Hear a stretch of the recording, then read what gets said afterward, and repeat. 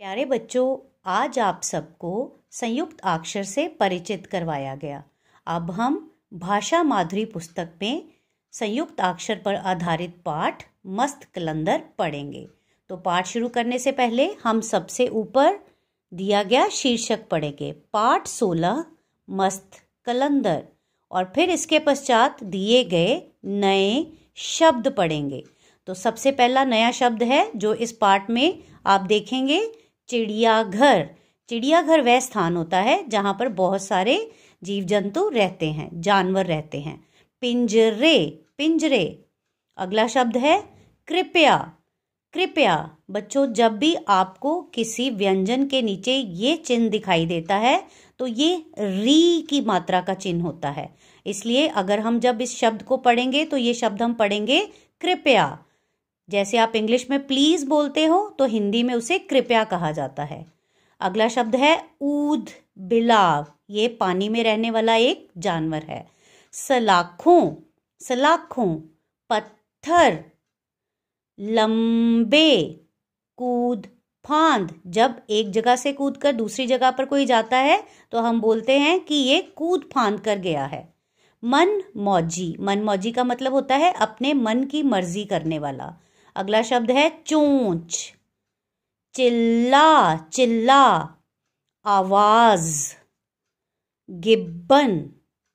मस्त, बाड़ों। बाड़ों का मतलब होता है, आप इस चित्र में देख रहे हैं कि जैसे ये चारों तरफ एक बाड़ बनी हुई है, एक बाउंड्री बनी हुई है जिसके अंदर एक तालाब है। तो ये जो चारों तरफ बाउंड्री है इसे हम बाड़ों कहते हैं, बाड़ कहते हैं। कलंदर। तो चलिए अब पाठ पढ़ना शुरू करते हैं। चिड़ियाघर पहुंचकर सभी बच्चे बहुत खुश थे। सबसे पहले उन्होंने ऊद बिलाव देखे। वे मछलियां खा रहे थे। अपने पिछले पैरों पर खड़े होकर एक ऊद बिलाव इधर उधर देखने लगा। तो बच्चों, जैसा कि आप इस चित्र में देख रहे हैं कि ये सब बच्चे चिड़ियाघर पहुंचकर बहुत खुश थे और सबसे पहले उन्होंने ऊद बिलाव देखे, पानी में रहने वाले ऊद बिलाव देखे। और फिर उन्होंने देखा, ये देखिए ये सारे ऊद बिलाव हैं, और उन्होंने क्या देखा कि एक ऊद बिलाव अपने आगे वाले पिछले पैरों पर खड़े होकर ऊद बिलाव जोर जोर से इधर उधर देख रहा था और तालियां बजा रहा था। आवाज सुनते ही सारे ऊद बिलाव पानी में चले गए।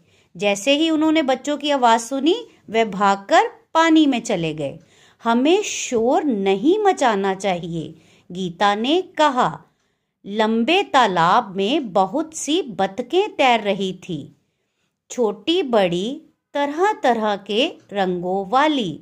जब ऊद बिलाव भागकर पानी की तरफ गए तभी गीता ने कहा कि हमें शोर नहीं मचाना चाहिए। और तभी उन्होंने क्या देखा वहां पर? उन्होंने लंबे तालाब में बहुत सारी बतखें देखी जो कि वहां पर तैर रही थी, और उसमें से कुछ बतखें छोटी थी और कुछ बड़ी थी और तरह तरह के रंगों वाली थी। अचानक कोई बतख डुबकी लगाकर एक छोटी मछली चोंच में दबाकर खा लेती थी। और इनमें से कई बतखें क्या कर रही थी? अचानक से पानी में डुबकी लगाती थी और अंदर से पानी में से मछली निकालकर खा लेती थी। बच्चों, यहाँ पर आपको एक काले रंग का शब्द दिखाई दे रहा है जो है डुबकी, और यहाँ पर नीचे देखिए शब्दार्थ। शब्दार्थ का मतलब कि जो आपको शब्द दिया गया है साथ में उसका अर्थ दिया गया है। डुबकी का मतलब होता है पानी में कूदना, गहराई में पानी में डूबकर कोई चीज निकाली तो उसको हमने बोला डुबकी लगाई। दूर लंबी गर्दन वाला जिराफ पेड़ों की पत्तियां खा रहा था। जैसा कि आप इस चित्र में देख रहे हैं कि लंबी गर्दन वाला जिराफ पेड़ों की पत्तियां खा रहा है। गिब्बन बंदर की आवाज से सारे चिड़ियाघर में गूंज जाती थी।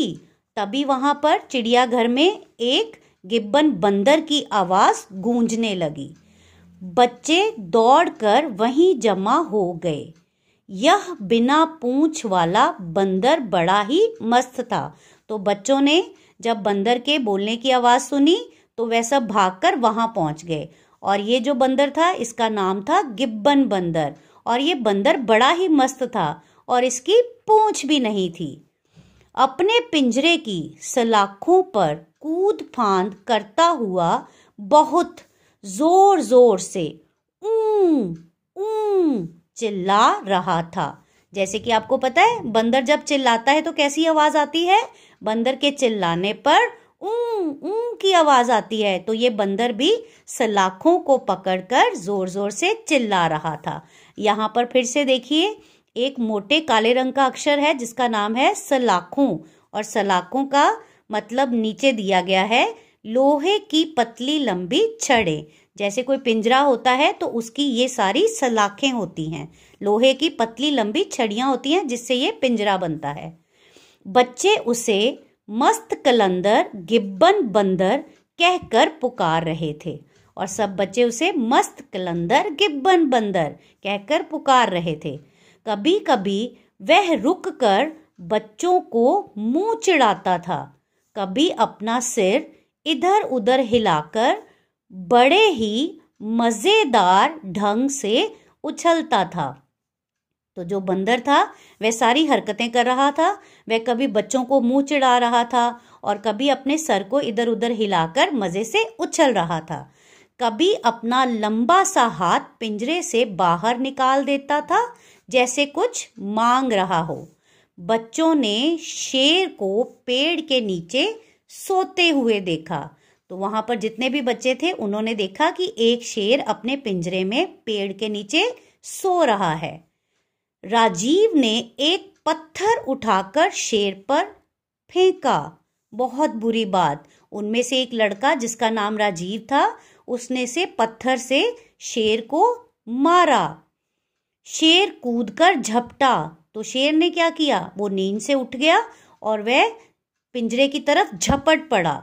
राजीव तो बस बच ही गया। अगर राजीव उसके पास होता तो वो उसको हानि पहुंचा सकता था, उसको जख्मी कर सकता था। पर राजीव क्योंकि दूर खड़ा था इसलिए वह बच गया। अनिल ने राजीव को दिखाया, सामने लिखा हुआ था कृपया जानवरों को तंग ना करें। तभी राजीव के दोस्त अनिल ने उसे दिखाया कि वो देखो वहां पर लिखा है कृपया जानवरों को तंग ना करें। तो जब भी कभी कहीं जू में जाते हैं, चिड़ियाघर में जाते हैं तो जानवरों को परेशान नहीं करते। तो चलिए अगला पृष्ठ पढ़ेंगे।